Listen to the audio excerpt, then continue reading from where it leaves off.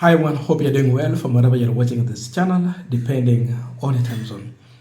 Now, there has been serious protest in Tanzania, and this is due to election when it comes to free, fair, and verifiable elections. There was no free to vote as you want because some of the contestants were blocked. The issue of fairness, where there was fairness in this election when you cannot allow people to speak their mind freely, and also you shut down the internet so that they cannot exchange information. How do you verify such an election when media has been blocked? So many questions. With that, there is information that emerged that some few Kenyans from the border joined the protest. Even the Burundi, they joined from the border. They were protesting from the other side. With that, there is a statement that Samia Suluhu has issued, which is a very dangerous statement. This is very risky. It is disturbing statement. And I put it on Kenyans. The person is addressing here without actually mentioning the name. It is Kenyans. And we know what Kenyans have been doing in Tanzania. I can tell you, if you look at Samia Suluhu's statement, in other words, she is telling us that her government has arrested a good number of Kenyans in connection with the protest. But I want to tell you there are Kenyans living and working in Tanzania.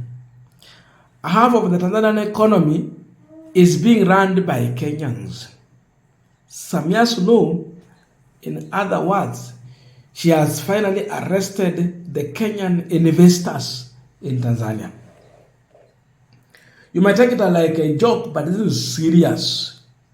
I quote her, "It did not come to us a surprise to see that some of the youth arrested in connection with the protest came from outside Tanzania. Our security organs are monitoring and thoroughly investigating what transpired." Some of the youth arrested in connection to protest came from outside. Actually, what went in public was that majority of Kenyans were in this protest. Samia Suluhu is using that advantage. Because when you say like this, and in your country you know very well that there is a good number of people from outside, non-citizens, foreigners who are doing business in your country. What are you telling the public? Samia Suluhu is trying to suggest that the protest in Tanzania was not being conducted by Tanzanian people, and therefore this was not Tanzanian doing what happened.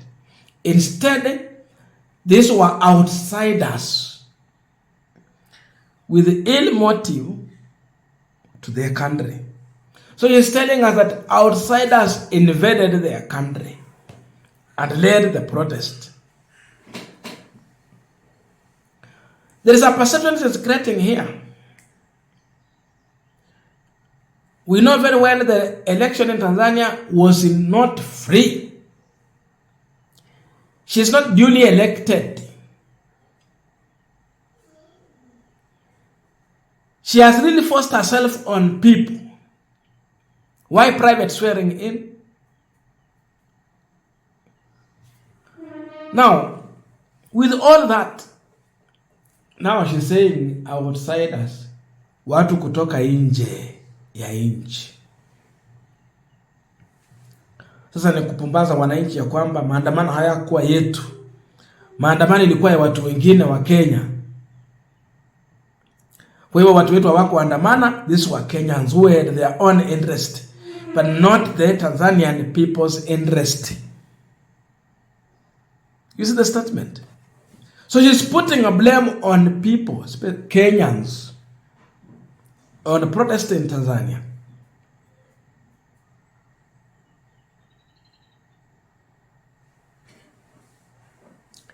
This is very dangerous.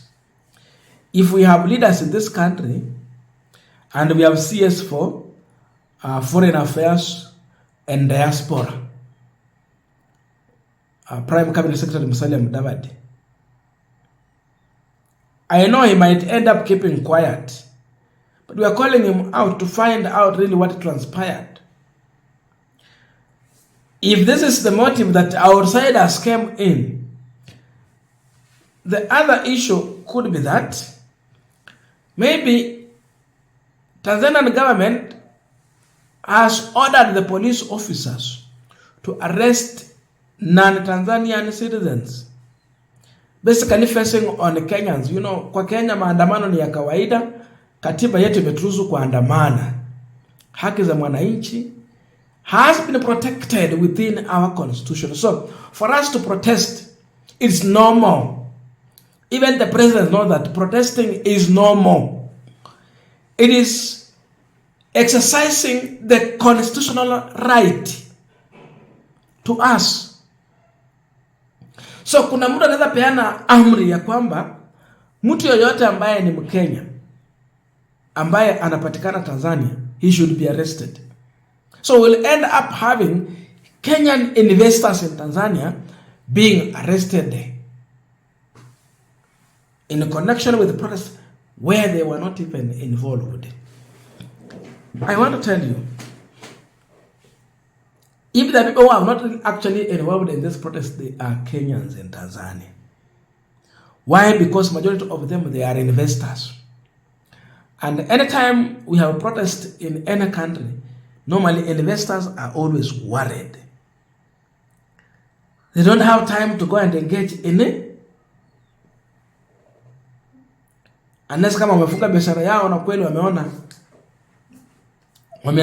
but investors normally wakati wa maandamano hawa wanaenda kuchunga biashara yao. Hata kama wamefunga tu unasema pale uone what is transpiring there. That's the truth.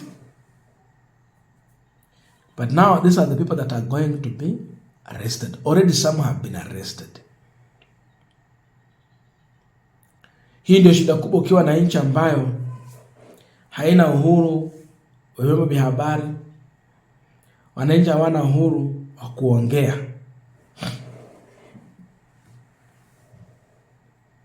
Some people say that really the Tanzanian president is showing a lot of hate against Kenyans. That she hates Kenyans with passion.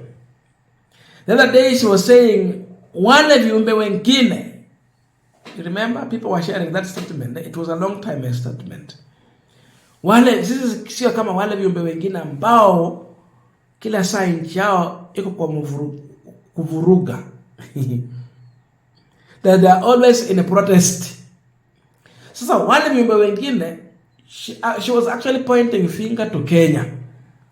And then the same finger has been pointed to her in Tanzania due to the protest going on. Because now she cannot explain that. So she's finding another way of bringing the blame back to Kenyan people. And now arresting innocent Kenyans. This is not a diplomatic language. The approach that the Tanzanian government is taking is not good. So in as much some are laughing that, oh, she's putting a blame elsewhere, you must know that she's putting some people at risk with such a statement. Having in mind that the police are outside investigating and arresting people for the protest. How safe is Kenyan people who are staying and working in Tanzania? I know what it means when someone issues such a statement and you are outside your country. Because then I have been also outside this country for a very long time. I know what it means. Mambo kama haya watu wakianza kuongea na huko ndani ya nchi yako.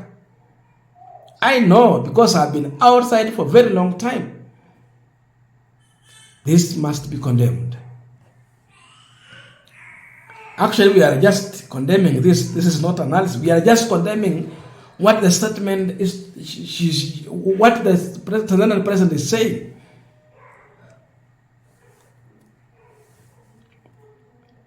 The government should not take this matter lightly. No wonder the president did not go there. But again, hii serikali ya Kenya is not serious. They will take it as normal. But our people might suffer in silence in a foreign country. I don't know your views, but please let us meet in the comment section so that we can continue with this discussion. Thank you so much and see you in our next video.